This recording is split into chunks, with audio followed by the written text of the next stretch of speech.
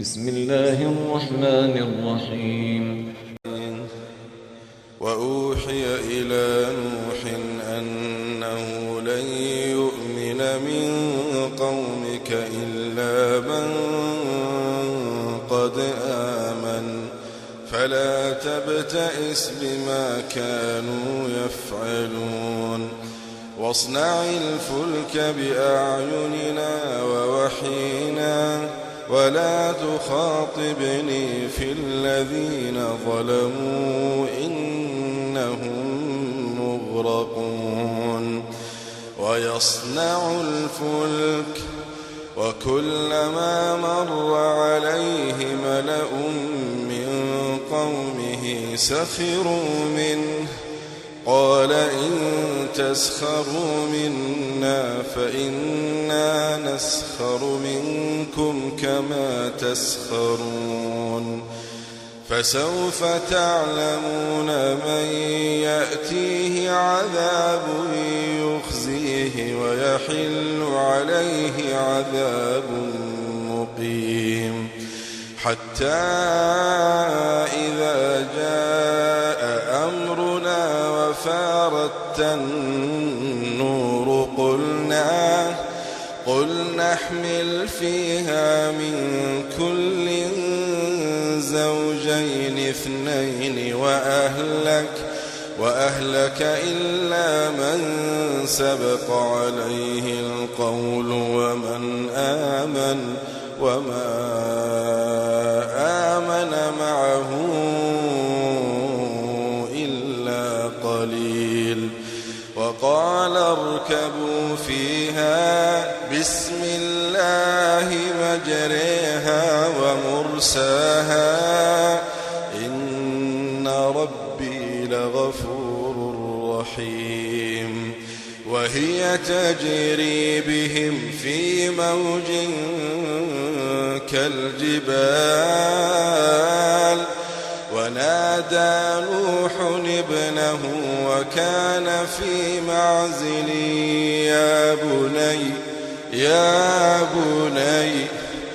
يا بني اركب معنا ولا تكن مع الكافرين قال سآوي إلى جبل يعصمني من الماء قال لا عاصم اليوم من أمر الله إلا من رحم وحال بينهما الموج فكان من المغرقين وقيل يا أرض ابلعي ماءك ويا سماء أقلعي وغيض الماء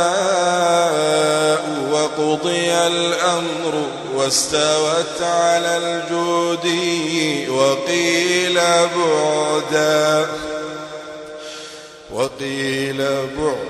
بعدا للقوم الظالمين ونادى نوح ربه فقال رب إن ابني من أهلي وإن وعدك الحق وأنت أحكم الحاكمين قال يا نوح إنه ليس من أهلك إنه عمل غير صالح فلا تسألني ما ليس لك به علم إني أعظك أن تكون من الجاهلين قال رب إني أعوذ بك أن أسألك ما ليس لي به علم وإلا تغفر لي وترحمني أكن من الخاسرين قيل يا نوح اهبط بسلام منا وبركات عليك وعلى ممن معك وأمم سنمتعهم ثم يمسهم منا عذاب أليم تلك من أنباء الغيب نوحيها إليك ما كنت تعلمها أنت ولا قومك من قبل هذا